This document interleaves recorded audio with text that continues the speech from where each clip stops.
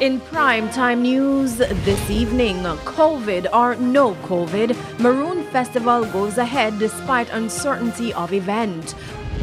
More than 1,100 positive COVID cases in one day, Jamaica's highest count since the pandemic.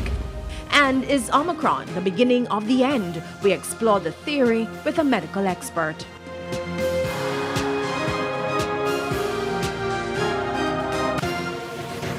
Good evening and welcome to Primetime News. We're live on air and online at onespotmedia.com. I'm Herman Green. We have a full package for you this evening. Fashion Brown will have the business day. Karen Madden will have primetime sports. Oral Tracy will have your sports commentary. We'll have E-Prime and your weather report and forecast. But before all that, here's our feedback question.